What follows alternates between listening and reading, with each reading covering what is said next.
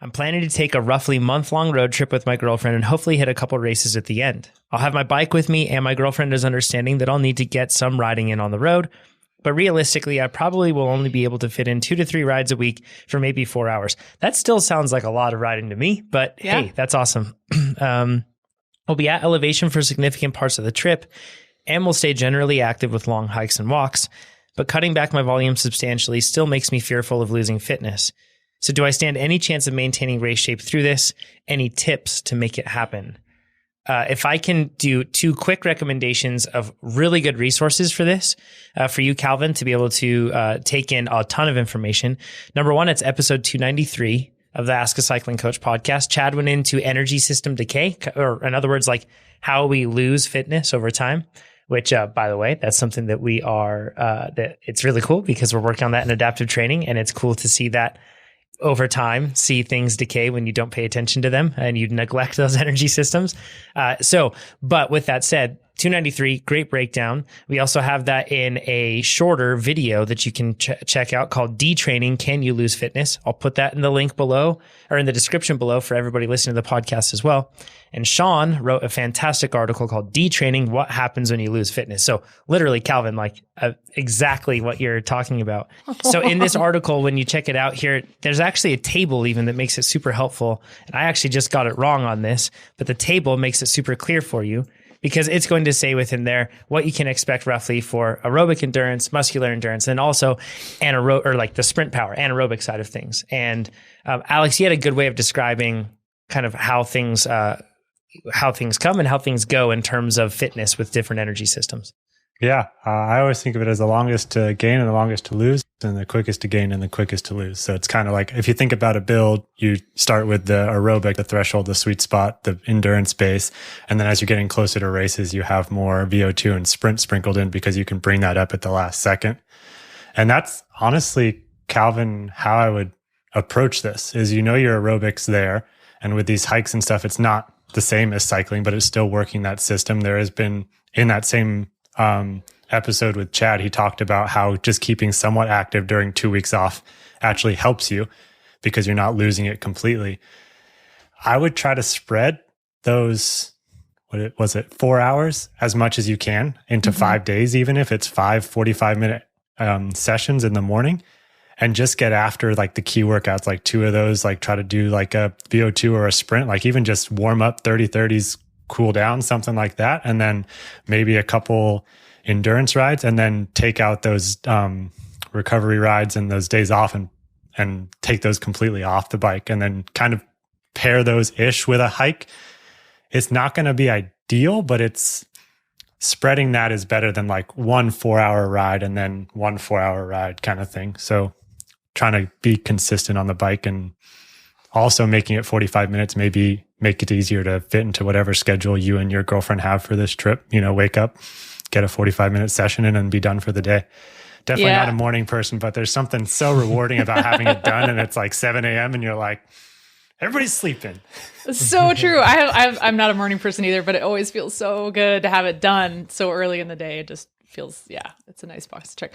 I agree with everything Alex is saying. You basically can make this into like a little taper if you think about it. And I think one of the key parts of what Alex is saying is to bring the volume of your rides down a little bit, because you are going to be having this other fatiguing load with the hikes, which will be in some senses rejuvenating because it'll be new and different and engaging, but it's still going to be a little bit taxing on your body.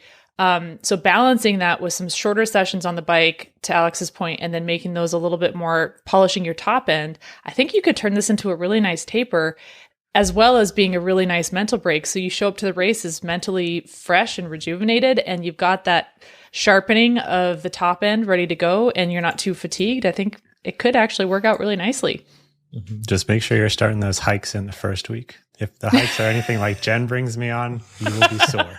So make sure you adapt to that by week 3 and 4 before you race. Right. That's a totally different aspect to this. If you are going to be adding in unfamiliar activities, they're going to take a toll, particularly if it sounds like you might be doing a road trip at staying in certain spots, because he's mentioned that you'll be at elevation for a significant period of time. I don't know if that's the case. If you are really just like in the car a lot, if you're hiking and you haven't been hiking and then you're sitting in the car and then you're hiking and you're sitting in the car, you are going to experience DOMs like no other. It's going to be pretty rough. So that's definitely a good tip, Alex, to not stack that foam roller. Yeah, for sure. Yeah, something.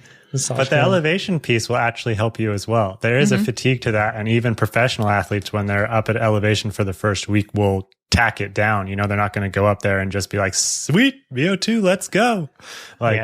So there is an aspect to that. And also, if your race is at sea level, as you come back down, like if you say plenty of time, if you're up at elevation for 3 of those 4 weeks, that's plenty of time to acclimatize and have a benefit from that as well. So enjoy it. Be Calvin, a normal human being.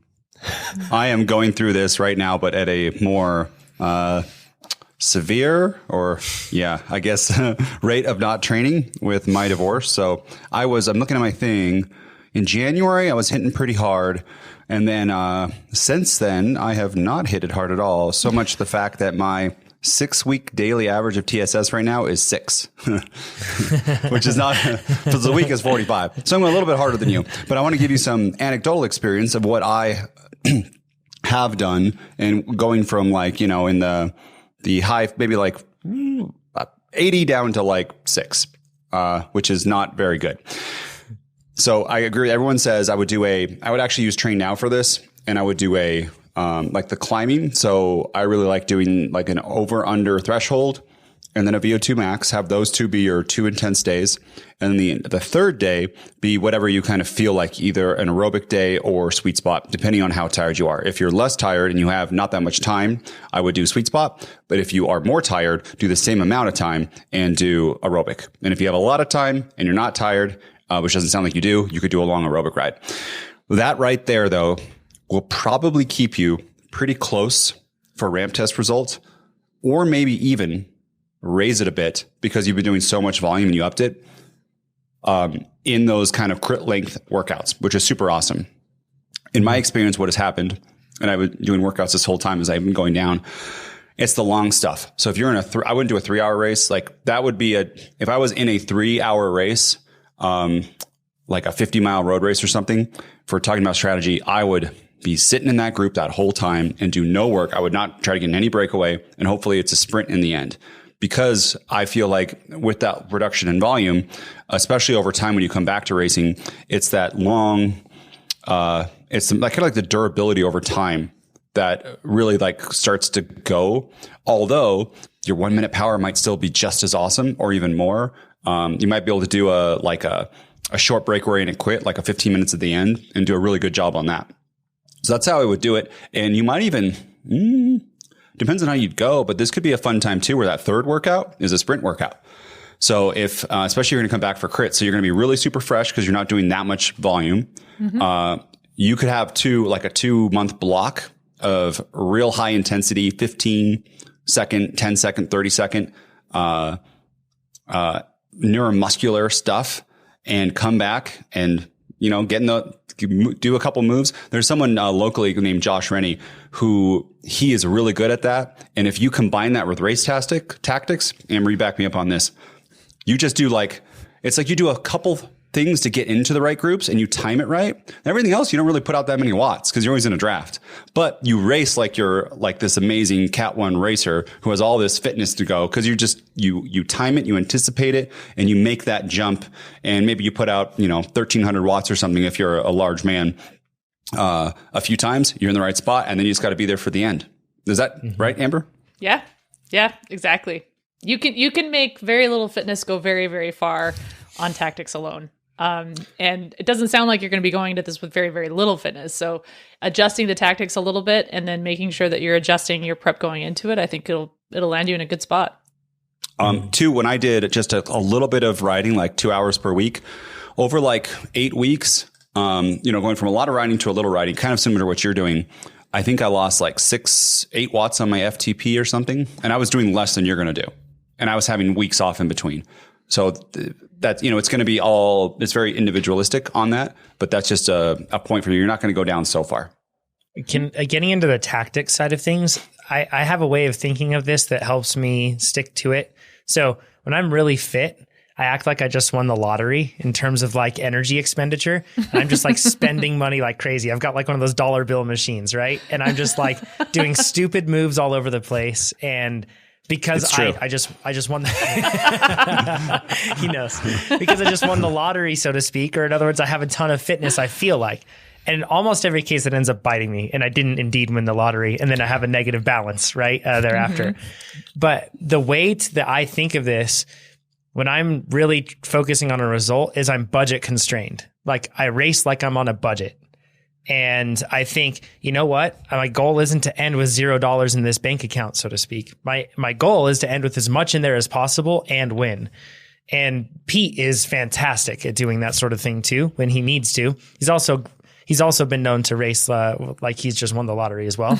But just the same, it helps me a lot because then I get into every situation and my thought instantly goes to the racer aggressive mindset goes, ooh, do this really aggressive move or try to change the race or influence the race with your own fitness.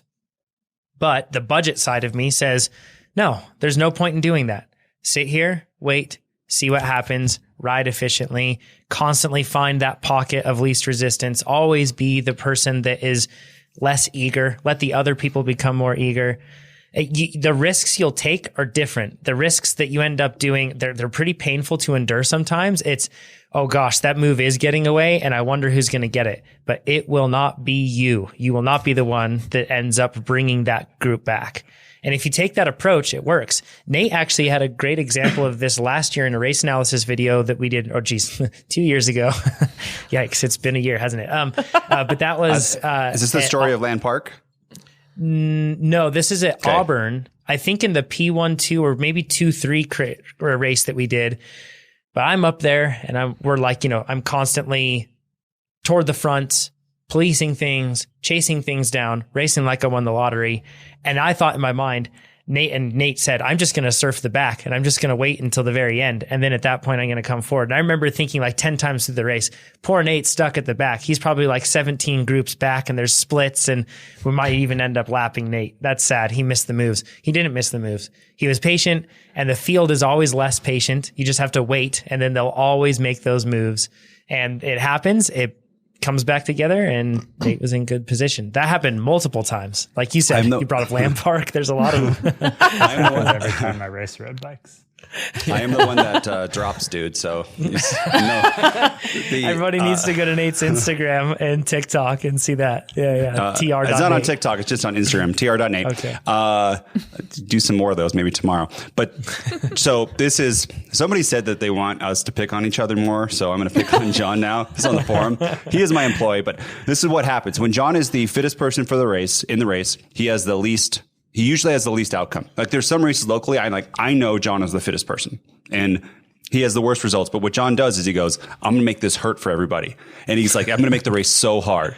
And this happened at Land Park, my first Cat 3 race. And he's like, I'm going to do that. And he attacked so much. You can see in the video, he was out the front and we looked at our power files. And I think I was just sitting in the group. My normalized power, yours was like almost 300 for the first 20 minutes. Yeah, it was 315 or something. Yeah. And mine was like 200 because I was in the draft the whole time. And I let the group accordion back and forth and that sort of stuff. I was just surfing. So although John thought everyone was like hurting like he was, he just made himself tired. And I guarantee that race, John, if you would have raced like me, because you're like a watt kilo higher than me, and you sprint more than me, you would have won hands down. No problem. Sure. But also too, another thing that to John, what John does too is because of mountain biking, he has specific goals in races and he will, he'll be like, this is a fitness race. I don't care about the outcome. I'm trying to do these sort of things. And then he set me up at the end and it's more of like how John can hurt himself rather than other people. But there are times, to your point, yes. But there are other times when I've absolutely raced that way and thought that I'm hurting the field and I'm not hurting the field. I might be, it can be a good way, right, Amber? That's my point. Yeah. Like in some situations when it's not a fitness race, you're not going for some, alternative objective like that. But in some cases, Amber, with those sort of aggressive tactics, if you have like a couple people you really need to worry about in that race and you know that they can't deal with those surges and those attacks that would hurt them, that's when that sort of tactic could be helpful. But it sounds like it's always a risky one if you look at it from the outside in, right? I don't know. Yeah. What are your thoughts on that sort of racing? I like that sort of racing, but it's always context dependent, right? So it's reading the situation. And like you said, maybe there's an opportunity there to really put the hurt on somebody who struggles a lot with surge and recover versus steady state stuff. And if you've already seen the fields getting softened up by some earlier attacks and they look like they're pretty blown, that's the time when you really want to hurt them with those surges. But I think the bigger picture, what we're talking about here is learning how to race within different constraints. And I think that that's a really key thing. And so a lot of people struggle with going to races unfit mentally, or without a lot of physical fitness. They struggle with that mentally because there's this thought of like, oh, I'm just starting on the back foot. But that's often the best possible learning scenario, because as we're pointing out, if you decide either by decision or by necessity that you're not going to be racing the front of the race and you're going to be really following wheels, actually going through that and seeing how much less work you have to do by being patient is a huge aha moment that you don't necessarily get if you're always constantly worried about losing position. You're always constantly worried about, I have to be on the front, or I have to be near the front, or I have to be in every move. If you allow yourself to be patient and you think of it as, I'm going to try something new today. I'm going to try racing my bike in a new way, and impose some of those constraints on yourself. Like, okay, I'm not going to go in the first 3 breaks that go. I'm not going to go with at least the first 5 attacks. After 5 attacks go, then maybe I'll start following wheels. And if then I'm only going to follow wheels, I'm not going to be the first one bridging across. Those kinds of constraints that you impose on yourself can lead to a lot of these aha moments where you're like, whoa, I'm at 150 watts and I'm going 30 miles an hour in the group, and I feel like I'm soft pedaling. I barely have to put pressure on the pedals. And you can see somebody like Jonathan up near the front really putting the hammer down in the wind or really gassing themselves, and you feel amazing. And those kinds of realizations can be really, really helpful to you in the future when you encounter different race scenarios. It just becomes a part of your race intuition repertoire that you can pull from in new and different situations. So I love hearing about people going into race situations where they have these constraints, where there isn't a lot of fitness there, because it forces you to make different decisions and to approach the race tactically in a different way, which teaches you a whole new way of racing successfully, which you can employ whether or not you're fit. I think there's the best racers, in my opinion, find ways to achieve success in a way that's not dependent fully upon their fitness. So like flipping it the other way around, all of us have had this. When you're just so fit, there was almost no way you could lose that race, and that's why you won. I know when I first started racing, I had more of those sort of scenarios where I'd be really fit, and of course I was just going to win, and that's why. But the best racers find ways to be successful regardless, not entirely, but regardless of making sure their fitness is in absolute peak form. Like if you look at a racer like Greg Van Avermaet, he's a great example of this, or even Mariana Vos is probably a better example of this, because she races cyclocross and road, and she'll do it the whole year round. And that's really hard to be able to, like, you can't maintain peak form, right? So her fitness, I'm sure if you graphed it, it's fluctuating throughout the year, but she finds ways to succeed across the board throughout the whole year. And that's something that's really impressive. So like to your point, Amber, it's about knowing yourself well enough and being able to anticipate what a group will do and really understanding your own limits and respecting those. And it doesn't mean that your limits have to be something that blocks you back to 5th place or lower. You can do better. They can actually open doors for you, because instead of having this mindset that everything has to be optimized for you to be on race day, like you want to sign up only for the races that really suit you. You only want to be racing when your fitness feels like and it's a good place. You only want to race when there's certain people either in the field or not in the field.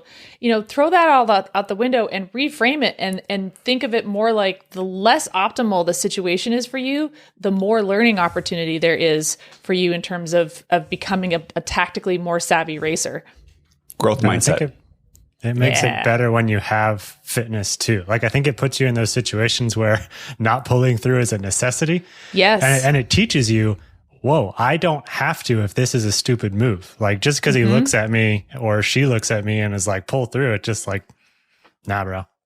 Yeah. Like, it teaches you, like, you can do that with fitness. Like, I feel like you have like on yourself, right? Like, and I'm sure all of us have experienced this. When you come into it with a lot of fitness, you're like, well, I should probably pull through because I can. Right. So it's like when you can't, or you think like your race is going to be over if you do, it teaches you that you don't have to. And when you've had, right? Yeah. It's like, oh, wow, the race still moves forward. Okay. Yeah. And when you've had those previous experiences, those aha moments where you've been patient and you haven't missed the move and you've been able to conserve energy, then when you end up in the same situation and you're really, really fit, you will feel more confident about being patient because you've seen how it can work to your advantage previously, and you'll have confidence in that patience, which patience is one of the hardest things to do, especially when you're fit. But that will, to Alex's point, that will help strengthen that mindset for you. Another tip too, so John's way of like herding the field, it's field dependent. If there are 8 people in a local race, John's strategy, it is so tough because you have to either accelerate with those attacks or the race is over. And that is an extremely good method, I think, to soften the field. But if it's a 70-person race, and what you do if there's a accordion, so it stretches out and it goes really thin and then it slows down, everyone groups up. You want to be able to try to float up when it slows down and get ahead. And then when it accelerates, people can pass you when it accelerates. Especially the first, it's an hour-long crit, the first 30 minutes, and it keeps doing this thing, especially if it's something to do with like how the corners go and stuff. You can totally float back. So everyone is like trying to fight for those wheels, and then it slows down and you pass everyone again. And they had such an acceleration to do that, and you didn't have any, right? You smoothed out that power. And there's many race analysis videos that we have where this happens. Even at P12, like this stuff happens. Although there's some courses, we've mentioned this last week, it is strung out the whole time and you start in the back and you are in trouble. And, but it's again, as you get, I think that's I've never seen that in even a 2, 3, 4 or 5 race. These are when there's like big established teams. They have people, they're working the whole time. This is a whole huge strategy thing. And if you're at that level, you probably know already that that's going to happen. And you know that you're going to have to be lined up and all that sort of stuff.